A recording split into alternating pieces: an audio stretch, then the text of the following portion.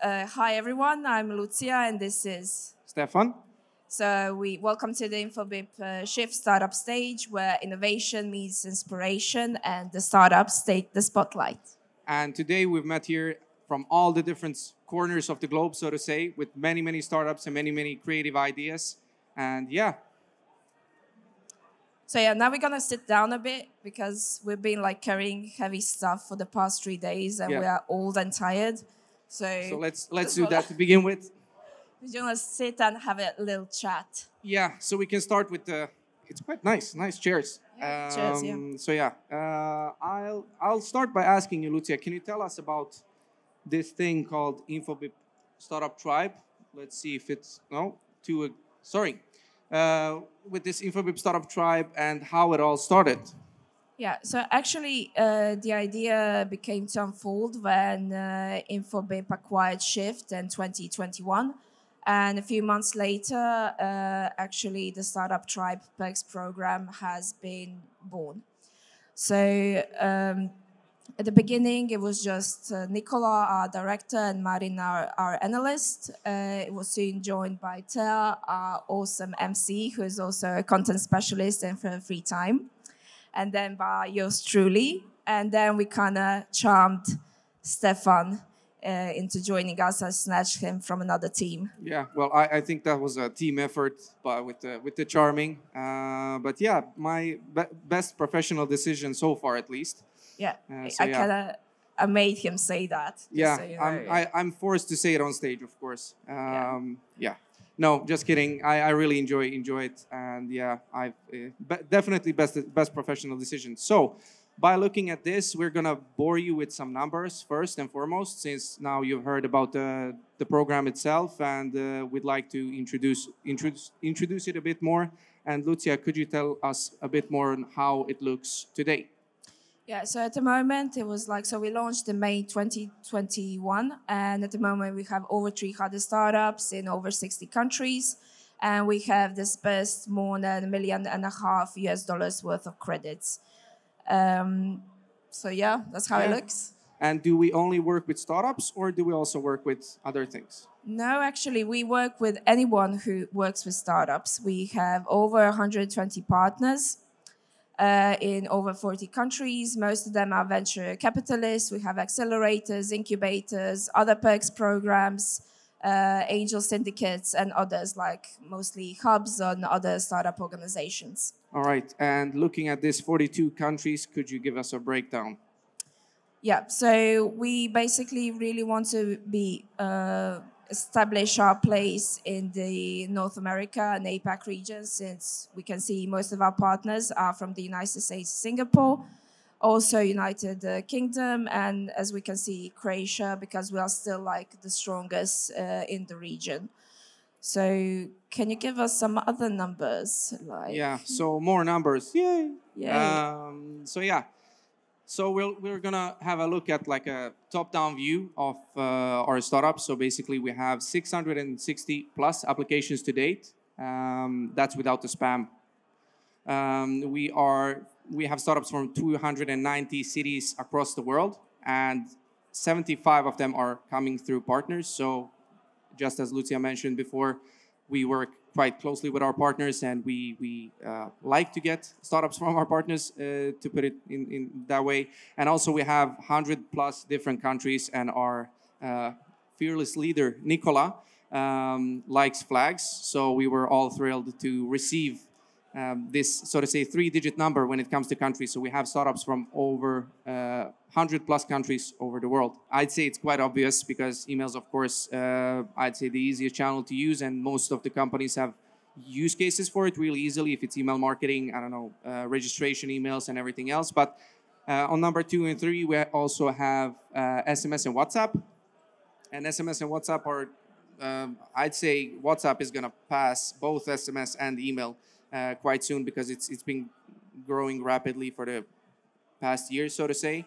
And these are the, so to say, most wanted channels and the most applied channels when we look at startups. I mean, if you look at, let's say again, WhatsApp, it's really easy to use both when it comes to, I don't know, 2FAs, marketing. For example, we have some startups that use it within health tech, like Maggie or other startups as well, where they have chatbots helping people within their everyday life through WhatsApp. But also, let's not forget other channels. So if you look at like Facebook Messenger or Messenger Voice, other channels, which is number 6. So for example, RCS and more, Viber, MMS, and of course, many others, as you can see. So yeah, with that, we have come to... Maybe something the developers might find interesting. Yeah, maybe something a bit more interesting for developers, since it's a dev conference. I'm maybe not the best person to speak about this because I'm not a developer myself. At least I wouldn't call myself that a developer. So basically, at this graph, so more numbers, yay! We have most used startup frameworks. And at number 1, we have JS. And at number 2, we have other. So I don't know, maybe like no-code apps or something. They we'll don't never want to know. say. Yeah. So yeah, at number 3, you have Android, React, and followed by iOS, PHP, and others. I'd say JS is quite obvious and other is quite obvious because quite a lot of platforms today or frameworks today are no-code or low-code platforms, which is quite good to see because we also have in the tribe, of course, we have platforms that are no-code or low-code, which are frequently used. So yeah, this is it for the numbers. We've come to our, let's say... shameless promo. Yeah, shameless promo, number 2, where we basically highlight some of our startups that are in the tribe. Basically learning how joining the tribe can help you. There's a lot more of these written by our awesome Thea, which is emceeing as well. When it comes to like success stories and stories, you can check it out on our blog on the website. So Lucija, can you... Yeah. So these are some of the startups that have actually grown with us. An example is Sherry, an e-commerce and retail startup specializing for mom and pop shops in French-speaking Africa. Current stage is Series A. So basically, there were many benefits for them for joining Startup Tribe. They could focus more on their product, use the credits to help them finance their activity. And also, as we will see later on in some of our other talks, the meetups that we often use, organize in Africa, has also helped them for like promotion and other stuff. So after that, we have... Of course, moving on to Sion, which is an online fraud prevention platform. As you can see, they're the biggest startup out of Hungary. And basically, as you can see, their quote there is, we got to test it for free and integrate a product that matches our business needs. And looking at, I was about to say the whole idea, it's not the whole idea of the program, but the biggest idea of the program is to, of course, help startups and not only come to us when they need us, but also come to us when they want to try something new, explore, use a product, see what fits their solution. Because obviously, having a startup there's a sea, there's a sea of solutions. So we kind of not want to only support with that, but also be there for them when they want to try something and when they want to test something, if it fits their solution or whatever. And then, of course, we have hard delivery, a food delivery platform for cities like in traditional infrastructure, currently seed stage. Actually, as they mentioned, they can focus more on their product rather than having to deal with the costs and negotiating prices. Our global presence has also helped them to expand to other markets from Israel, such as Morocco. So, yeah. Yeah, so I would say that concludes it. It's been really nice to sit here, I gotta say. Yeah, it's really comfortable. The chairs are comfortable. I'm not sitting very ergonomically, I must say. I'm not that good at that. I'm kind of sliding down into the chair. But yeah, and I mean, are you looking for a tribe? For those that don't know of us, so to say, look no more. You can scan the QR code, shameless promo number 3. You can scan the QR code and check our website out, or go to infobip.com or infobip.com/startups. You can check out the program over there and see what we have for perks and everything else. I guess you can also catch Stefan and I personally and ask us stuff about the program as well.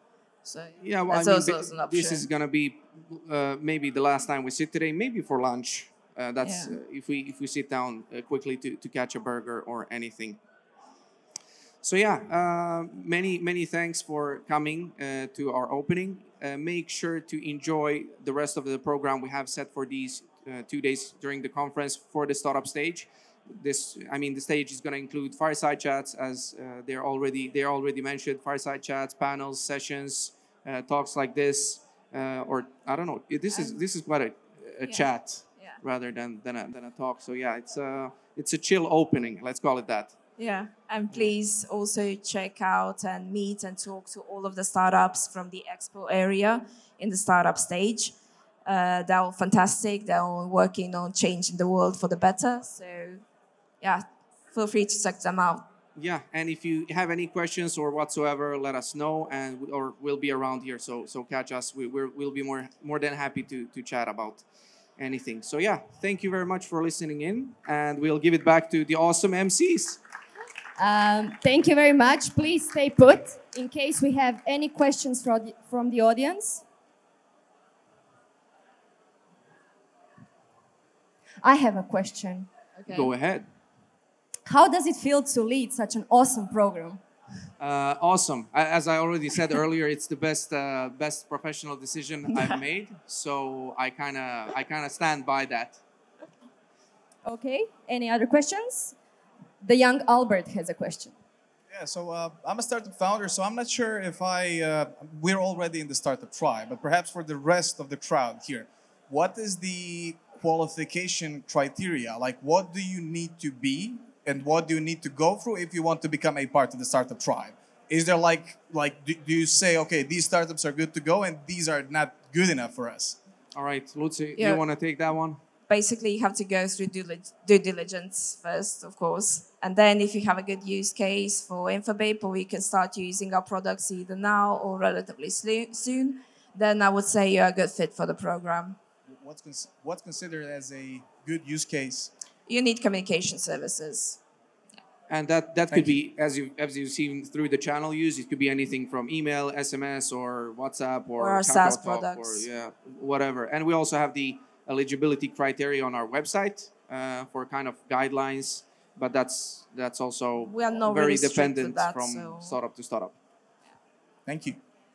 Any other questions? No? I guess that's it then. Thank you very much.